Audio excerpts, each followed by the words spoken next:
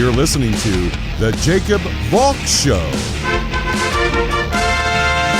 He's breaking down the latest and greatest in sports as only he can. Follow him on Twitter @RealJacobValk. Here he is, Jacob Valk.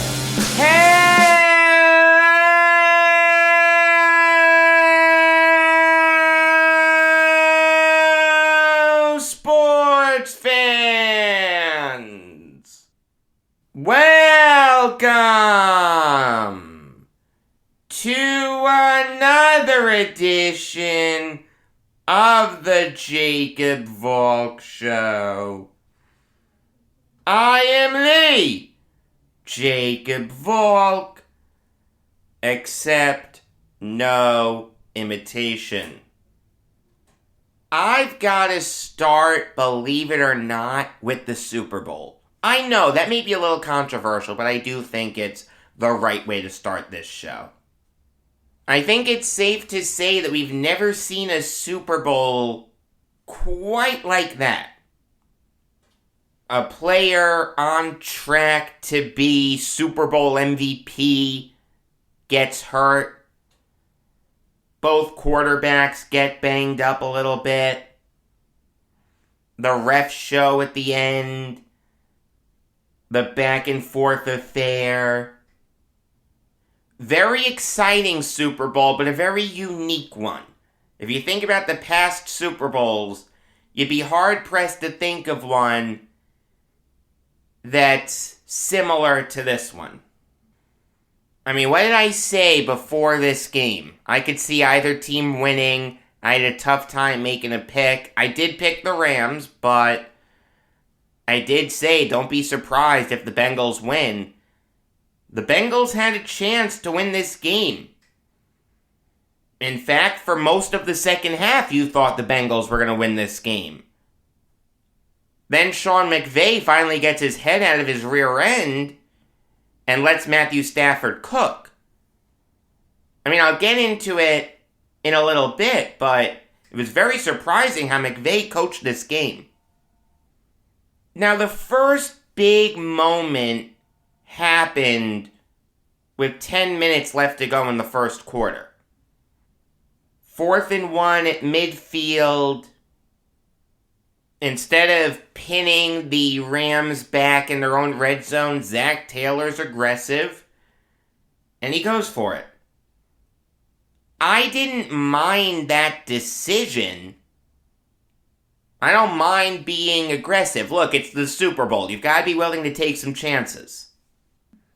The thing is, though, that's one of those plays where if it works, you look really smart, but if it doesn't, it can come back to bite you in the rear end, and 6 plays later, it bit the Bengals in their rear end. Stafford threw an absolute dime to Odell Beckham. Really good catch by him.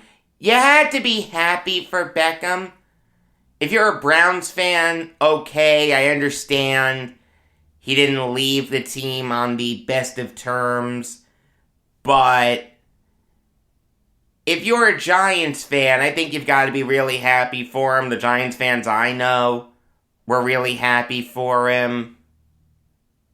It's been nice to see the people who said that Beckham couldn't play in the playoffs eat some crow. I mean, there's no question that he was garbage against the Packers in his only playoff game with the Giants, but here's a news flash for you. Eli Manning, in his first playoff game, was garbage too. In fact, in his second playoff game, he wasn't great. It takes players a little bit of time sometimes to get acclimated to the playoffs. Not all players, all right? Joe Burrow didn't need that. Jamar Chase didn't need that. Okay, I understand that. But Beckham did. That's okay. And he had a great playoff run. Give him credit. He wants to go back to the Rams. The Rams supposedly want him back. I think that's the right decision. I know he tore his ACL, but hopefully he'll have enough time to recover and get ready for the Thursday night game to open up the season. I like Beckham. I really do. I actually have a framed picture of that epic catch over Brandon Carr, signed by Beckham, on my bedroom wall. I know it's the Giants, but it's still the greatest catch I've ever seen. Now, I do just want to say this.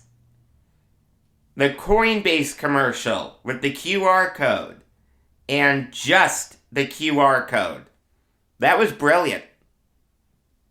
It was brilliant, and I'm going to tell you why. Your natural inclination had to be, what's going on here? There's just a QR code on the screen. Let me scan it. Let me see what this is all about. If you didn't have that natural curiosity, yeah, it was incredibly dumb. But I'll tell you, I did. It didn't make me use Coinbase or anything like that, but it certainly got me to look. I'll say that. That's the goal of a commercial. To make you look, to make you do research on that company. Good job by Coinbase. It was risky, but I thought it was brilliant. Towards the end of the first quarter, Joe Burrow got the Bengals within field goal range. He got them in the red zone, 1st and 10 at the 11. You'd like to score a touchdown there, especially after the great throw to Jamar Chase. Chase was like, okay, Mr. former LSU Tiger. Watch the more recent LSU Tiger do his thing. Great catch. Jalen Ramsey gets burned. Jalen Ramsey had by far and away the worst Super Bowl performance out of any cornerback in NFL history. I have never seen a cornerback get more burned in a Super Bowl than he did. I think he gave up like 200 yards. I really do. I don't have the exact stats, but it seemed like he gave up 200 yards. He said after the Super Bowl, y'all can't say SH about my career now, BTW. Yes, we can, because you were absolutely putrid in that game. You won. Congratulations, but you had nothing to do with it. If anything, if the Bengals had won, you would have been the GOAT. Rams fans would have been criticizing you like crazy. So don't tell me that I can't say anything about your career. Yes, I can.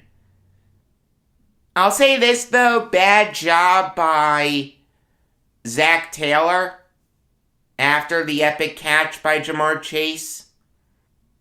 3 straight incomplete passes. You're not going to let Joe Mixon try anything? I mean, Mixon was really good in that game. Joe Mixon had 72 rushing yards. You know how many rushing yards the Rams had yesterday? 43. I thought that was a bad job by Taylor. But hey, 7-3 after 1 quarter. You'll take it. On the next drive, it was just surgical precision by Stafford. You could tell he was settled in. You could tell he was comfortable. He knew everything that the Bengals were going to throw at him. It was just an outstanding job by him. Then you had the Joe Mixon drive. capped off by a moment that Mixon will remember for the rest of his life. Almost every play on the first Bengals touchdown drive went to Joe Mixon. It was strange, but it worked. It's one of those things where, like, my father turned to me and he said, I can't believe they're going to Mixon so much. I said to him, hey, if it's working, it doesn't matter. They were moving the ball downfield. Then the great play design. Burrow pitches the ball to Mixon. The Rams lose T. Higgins in the back of the end zone. Beautifully done. Great throw. Really a perfect throw by Mixon. I mean, Joe Burrow couldn't have done it any better. So okay, it was 13-3, now it's 13-10. The Bengals have a little bit of life here. Joe Mixon became just the 5th non-quarterback in Super Bowl history to throw a passing touchdown. The others? Robert Newhouse, Lawrence McCutcheon, Antoine Randall, and Trey Burton. Then the Rams drive down the field again, and you're thinking, okay, the Bengals just can't contain the Rams here. This is going to be a shootout. But the Rams are going to come away victorious. Then Jesse Bates came up with the big interception. Stafford tried to do his best Zach Wilson impression. He pointed to Van Jefferson, go deep, I'll get it to you. Well, he underthrew Jefferson and Jesse Bates was right there for the pick. Outstanding job by Bates. Played it perfectly. Bad throw by Stafford. Sometimes you've just got to know when the play isn't there and just live to fight another day. I understand that it didn't bite the Rams in the butt because the Rams went into the second half with the lead. But still, not the greatest look for Stafford. Then you had the halftime show, and it was kind of funny. Seeing all the reactions on Twitter. Every younger person from like the age of about 30, 35-ish on down loved that halftime show. Said it was the greatest halftime show ever. All the older people said this is garbage. I'm going to go grab another beer. Or I'm going to go use the facilities. I'm going to load up on snacks. I'm going to get dessert. The dichotomy was amazing. I mean, from a business perspective, it worked. The decision worked. Everyone wants a younger clientele, so it makes sense for the NFL to have a halftime show that caters to the younger audience. Look, it boils down to this. If you like hip-hop, you'd love that show. Okay, that was a celebration of hip-hop. If you don't, you're going to hate it. That's what the NFL signed up for. Alright, it's just that simple. Then the second half hits and the first two plays went about as perfectly for the Bengals as you could expect. Burrow throws the long touchdown to T. Higgins. Again, Jalen Ramsey gets burned. I understand that there was a penalty there. Okay, that was a face mask on T. Higgins, but still, not a great look for Jalen Ramsey. Keep that in mind, though. That missed face mask. I'm going to go back to that in a little bit. On the next play, Stafford throws a great pass to Ben Skoranek. Okay, Stafford did nothing wrong there, but Skoranek couldn't corral the pass, and it ended up getting picked off by Chidobe Awuzie. Now keep in mind, the Bengals are up 17-13 at this point. A touchdown here. The game isn't over by any stretch, but you'd have to feel really good about your chances if you're the Bengals. Then 3rd and 3 on the Rams 11, and Aaron Donald gets the sack. The Bengals had actually done a good job of containing Aaron Donald up to that point. They just let him get free on a really, really big play. I mean, if he converts the first down there, it's a goal-to-go situation. You've got to feel good about the Bengals' chances there, but Donald comes up big with the sack. Burrow ended up getting sacked 7 times yesterday. That ties the record for most times sacked in a Super Bowl. Burrow will now be mentioned in the same breath as Roger Staubach. Staubach set that mark in Super Bowl X.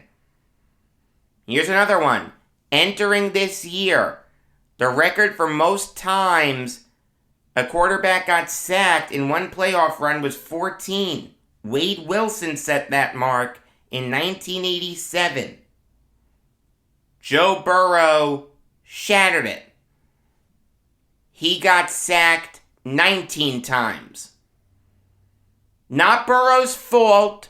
The Bengals O-line was putrid all throughout these playoffs.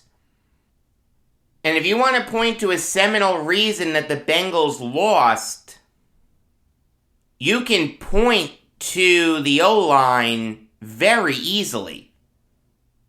You can do that. I don't mind that.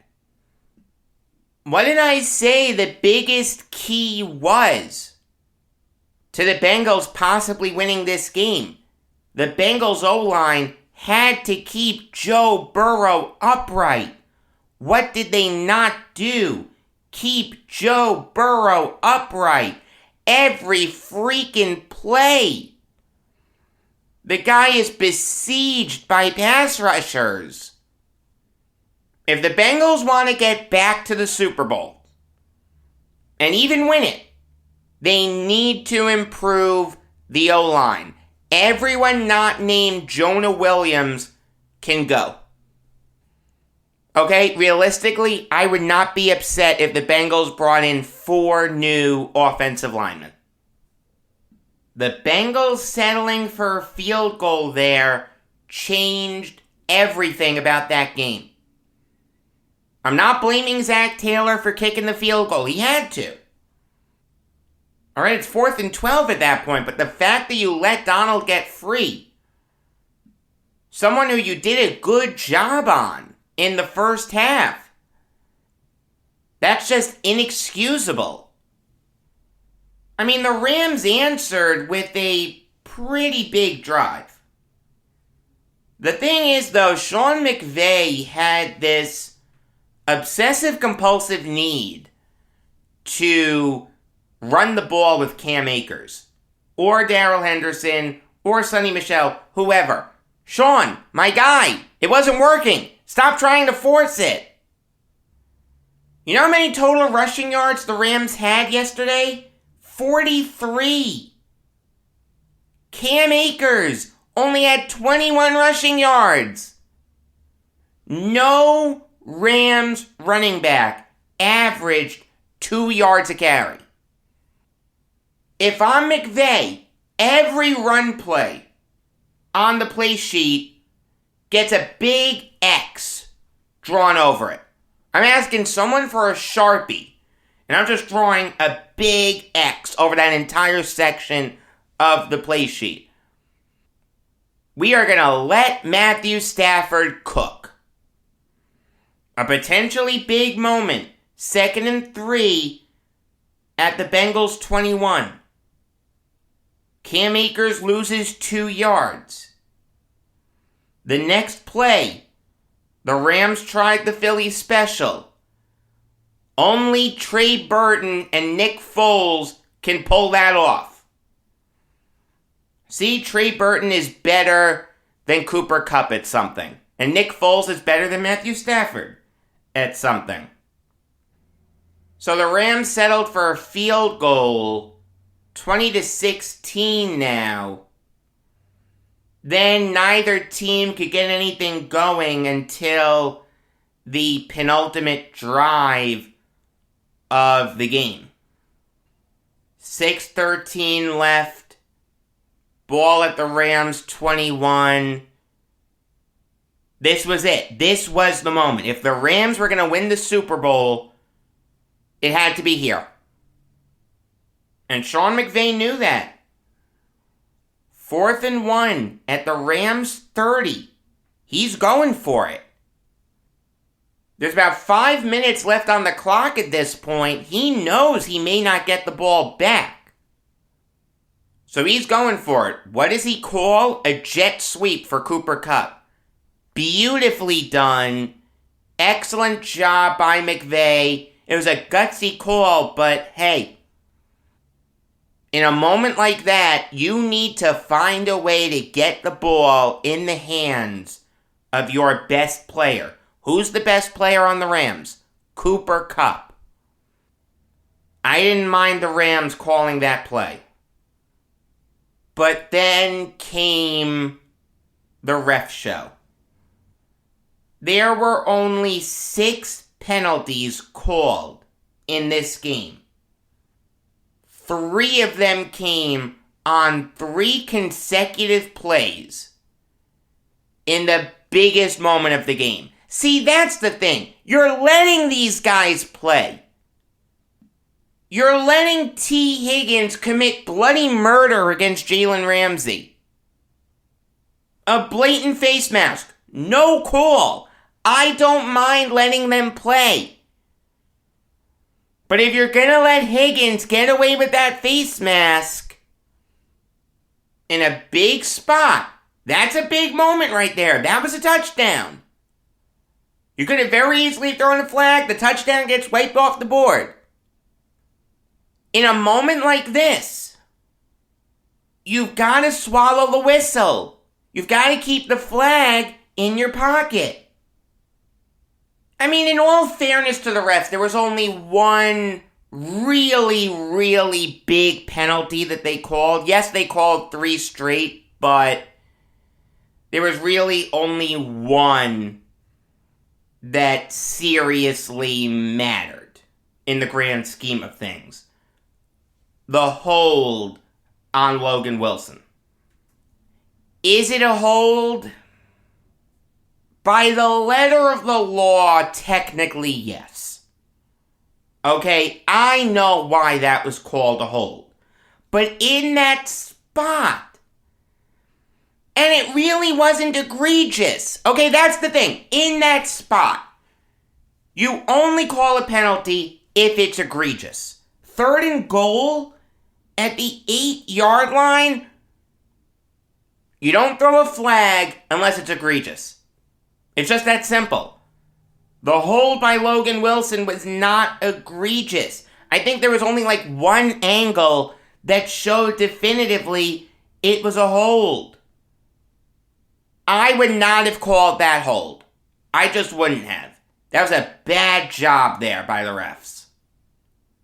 I mean, realize, if there's no flag, 4th and goal at the 8. That's the game right there.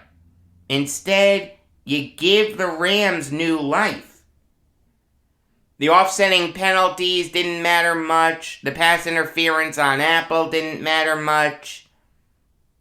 In all fairness to the refs, yes, they called 3 straight penalties, but only one was really a game wrecker. It's not a good look that they only called 6 penalties and 3 of them came consecutively, but there was really only one that was a game wrecker. The hold on Logan Wilson that was not a hold by any stretch. Actually, now that I'm thinking about it, it may have been 4 penalties. Because the offsetting penalties is 1 penalty for each team. I'm not sure exactly how it's computed, but it may have been 4 penalties on 3 straight plays, when you only called 6 all game. I'm not sure exactly how it works. I think that's how it works, but I'm not 100% sure. The NFL rules are weird. Okay, we know this. It really doesn't matter. The point is, Cooper Kupp destroyed Eli Apple on a fade. Stafford threw an absolutely perfect ball. So touchdown Rams with 85 seconds left. Game's not over. The Bengals have 2 timeouts to play with. The Bengals got 26 yards on the first 2 plays on the last drive. They had 2nd and 1 at the Rams' 49. Realistically, all you need is like 15 more yards, and you've got a chance to tie the game. Not saying it's a guarantee, but given how fantastic Evan McPherson was all throughout these playoffs, you've got to feel good about your chances there. Unfortunately for him, he never get that chance. On 2nd and 1, Burrow threw an incomplete pass to Jamar Chase. Then on 3rd and 1, Zach Taylor calls a running play for Samaje Perine. Why on God's green earth would you call a running play for Samaje Perine there? You want to call a running play? I don't mind that. But call it for Mixon. Call it for someone who had 72 rushing yards in the game. Not some schmagegi in Perine who no one in Cincinnati would know if he came to their house and delivered them a pizza. I mean, come on, what are you doing there? Of course that didn't work. Of course Aaron Donald comes up big and stuffs Perine. Then the final play. 4th and 1. Aaron Donald gets loose. Trey Hopkins, the center, blocks no one. Burrow's desperation pass falls incomplete. Rams win the Super Bowl. The seminal reason that the Rams won this game was not Cooper Kupp. It was not Matthew Stafford. It wasn't even Aaron Donald.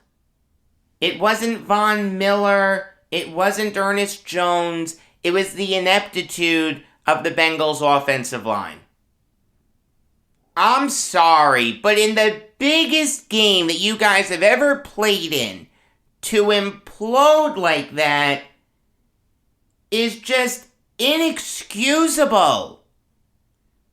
Everyone, not just me, everyone was saying that the Bengals O-line needed to step up if they were going to win this game. What did they not do? Step up. You know, it's kind of funny. You know who the Bengals offensive line coach is? Frank Pollock. If that name sounds familiar to you, it's because Frank Pollock was the offensive line coach for the Jets under Adam Gase. I don't want to put all of this on Pollock, but I think it's clear that he's not good at his job. He's kind of failed everywhere he's gone. Hallelujah, the Bengals made the Super Bowl. Yeah, not because of Frank Pollock, not because of the O-line. The O-line is the seminal reason that you lost the damn Super Bowl. I mean, come on. What are we doing here? There's a school of thought that says if you don't win that last game of the season, you make changes. Maybe not wholesale changes, but changes. If the Bengals want to do that, they can fire Frank Pollock. I have no problem with that. 7 sacks is what the Bengals allowed on their franchise quarterback. Burrow came up limping after one of those sacks. Could you imagine if Brandon Allen had to play in this game? Oh, come on! What needs to happen for the Bengals to get a grip? I don't want to take anything away from what the Bengals accomplished here, okay? Magical season. No one saw this coming. Worst to first or second, as the case may be, in 2 years. An incredible turnaround. It gives every NFL fan of a bad team hope. But this is a miraculous run that may not be duplicated if you don't improve the O-line. I'm telling you. The Bengals need to bring in 4 new offensive linemen this year. Keep Jonah Williams. I'm fine with that. I like Jonah Williams. But the Bengals have over $57 million in cap room. They better use the vast majority of that to upgrade their O-line. But look, congrats to the Rams. They went all in this year, and it paid off. Sean McVay now gets to shut his critics up.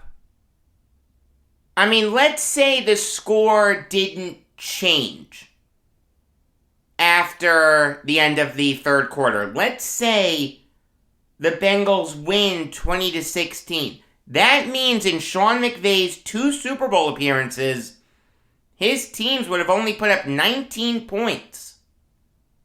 For someone who's an offensive guru, that's not going to get the job done. But McVay called a perfect final drive. There are people saying he could retire. Do you really think Sean McVay is going to retire? Come on, be reasonable. Why would he retire now? It makes no sense. And even if he did retire, he wouldn't stay retired for long. Next year, every single team in need of a head coach would make a Godfather offer for Sean McVay. They'd offer him control of the whole franchise. McVay's not going anywhere. Come on. Aaron Donald, maybe, but probably not. The thing with Donald is he has nothing left to accomplish. Okay, he's already a future Hall of Famer. He's already one of the greatest defensive players in NFL history. So if he wants to start the clock on his induction to Canton, I have no problem with that. Is Sean McVay a future Hall of Famer right now? No. You can't coach just 5 years in the NFL, only win 1 Super Bowl, and be a Hall of Famer. That doesn't work. The thing that I'm a little more interested in is Matthew Stafford. What does this mean for Stafford? Is he now a Hall of Famer? You can make a very strong argument. Almost 50,000 passing yards. 2-to-1 touchdown to interception ratio. The 12th most passing touchdowns ever. The 12th most passing yards ever. Only 1 Pro Bowl, though. I'll say that. And not the greatest Super Bowl performance. He did throw 2 interceptions. Granted, one wasn't his fault, but still. 2 interceptions? That's not going to work for me. I mean, there's a reason that Cooper Kupp won Super Bowl MVP. Kupp was the right choice. You could have done Aaron Donald, but the thing is, you're giving it to Donald based mostly on what he did in the final drive. Kupp was dominant the whole game. He had 8 catches for 92 yards and 2 touchdowns. He was the correct MVP. He should have won regular season MVP. At least he gets Super Bowl MVP. Okay, that's a good consolation prize. And for whatever it's worth, if the Bengals had won, my MVP probably would have been T. Higgins. 4 catches for 100 yards and 2 touchdowns. Yeah, he would have been my MVP. Maybe Mixon, maybe Burrow, but I think my vote would have gone to Higgins. But again, congrats to the Rams. Their aggressive approach finally paid off. I think it's safe to say that the Stafford for Goff trade worked out for the Rams. They had to win the Super Bowl, though. That's the thing. If they had lost this Super Bowl, that trade wouldn't have worked. But because they won it, home run trade, great job by McVay, great job by Les Snead, the Rams GM. But now, every team is tied for first. And again, seeing what the Bengals just did, if you're a Jets fan like me, if you're a Jaguars fan, if you're a Giants fan, if you're a Texans fan, you've got to be optimistic. It is possible to have a quick turnaround in the NFL.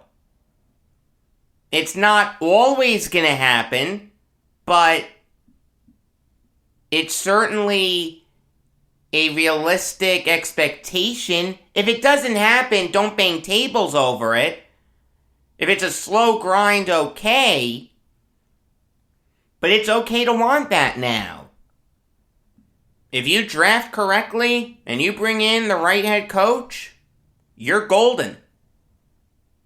And I'll say this, if I look to next year, the NFL is wide open. The Bills are a threat. You gotta look at the Patriots as a threat. The Bengals are a threat. I think you've got to consider the Ravens a threat. The Titans can be a threat if they improve on Tannehill. The Chiefs are a threat.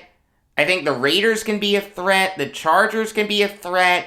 If the Broncos trade for Aaron Rodgers or Russell Wilson or Deshaun Watson, someone like that, they're a threat. The Cowboys are a threat. The Packers right now are a threat. The Buccaneers, if they get a really good quarterback, they're still a threat. The Rams are a threat. I think you've got to look at the Cardinals as a threat. I don't think Kyler Murray's going anywhere. The Cardinals would be absolutely insane to trade him. And I think you've got to view the Niners as a threat. There are a lot of teams that can win the Super Bowl next year. It's great. The parity in the NFL is insane. You gotta love it. Alright, now I'll give you some NHL Valk talk. And I'll start with the Flames acquiring Tyler Toffoli from the Canadiens. In exchange, the Flames are trading Tyler Pitlik, Emil Heineman, their top 10 protected first rounder this year, and their 5th rounder next year. If the Flames somehow bottom out and end up with a top 10 pick, The first rounder will defer to 2023, and the Flames will then be forced to give up their fourth rounder in 2024. They'll send that to the Habs. But let's be honest, that's not going to happen because the Flames just got a lot better. Look, I have said in the past that Tyler Toffoli cannot be one of the best players on a hockey team. And I stand by that. The thing is, though, him going to the Flames, he doesn't need to be one of their best players. Their first line is going to stay the same. Johnny Hockey, Elias Lindholm, and Matthew Tkachuk. So you've got Toffoli on the second line with Blake Coleman and Mikhail Backlund.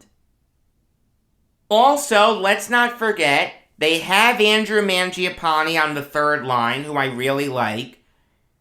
He really impressed me when the Islanders played the Flames recently. The Flames also have Oliver Kylington, Rasmus Andersson, and Noah Hannafin, who also had a really good game against the Islanders. Jacob Markstrom is probably going to win the Vezina Trophy. The guy has 8 shutouts this year. To put that number into perspective, Jack Campbell and Ilya Sorokin are tied for second. You know how many shutouts they both have? 4. I mean, Markstrom can very easily win the Vezina. Maybe Tristan Jarry, maybe Frederik Andersen, maybe Andrei Vasilevsky. But Markstrom has a really good case for it. I mean, with the Habs, Toffoli was just asked to do too much. He can't be the best player on a great team. But with the Flames, he doesn't need to be. This is a match made in heaven for him. I mean, think back to 13-14. His sophomore season. Think about how well he fit on that Kings team. Why was he such a good fit? Because other players like Anze Kopitar and Jeff Carter and Justin Williams and Mike Richards and Drew Doughty and Slava Voinov and Dwight King and Jake Muzzin and Alec Martinez and Jonathan Quick were all getting the headlines. Toffoli wasn't one of their best players. He can be a good secondary piece or tertiary piece, depending on how you look at it. And that's the role he's going to play on the Flames. This is a great job by Calgary. This year, Toffoli has 26 points in 37 games. He's a -8. But you know that's going to improve since he's going to a really good team in Calgary. Just think about how much Taylor Hall improved when he went from the Sabres to the Bruins. I mean, the Flames gave up a pretty good package here. Tyler Pitlik is a nothing burger. Alright, he's a fourth liner. He only got into 25 games with the Flames this year. Only got 2 points. He's really not that good. But a first and Emil Heineman? That's pretty good. I mean, Heineman is a very well thought of prospect. Last year, he was traded from the Panthers to the Flames in exchange for Sam Bennett. I understand that Bennett wasn't a great Flame, but the Panthers clearly valued him highly. And they were right to, because Bennett's having an excellent season for the Panthers. Already has 20 goals. 21 to be specific. So look, if you can get a first rounder and a well-regarded prospect for Tyler Toffoli, if you're the Canadiens, you have to do that. The reality is this trade makes sense for both sides. It makes sense for the Flames because you've got to look at them right now as the favorites to win the Pacific Division. They're only one game behind the Golden Knights, but they have 3 games in hand. And they have an excellent goalie in Markstrom, so they're not content to just make the playoffs and let the chips fall where they may. They want to make a serious run at this thing. And I can't put it past the Flames to do special things. All you need is a hot goalie. Jacob Markstrom in the bubble was not bad overall. He did not do a good job against the Golden Knights, but he was really good against the Wild, and he was really good against the Blues. Okay, it wouldn't stun me at all if he got hot in the playoffs. And with Toffoli helping out the scoring punch, watch out for the Flames. As for the Canadians, this is a really good haul for them. It helps their rebuild tremendously. They get a well-regarded prospect in Heineman and a first-rounder. So good job by them. The reality is this is an even trade. If you put a gun to my head and said you have to pick a winner, I'd probably say the Flames. They got the best player in the deal. They're set up well for a cup run.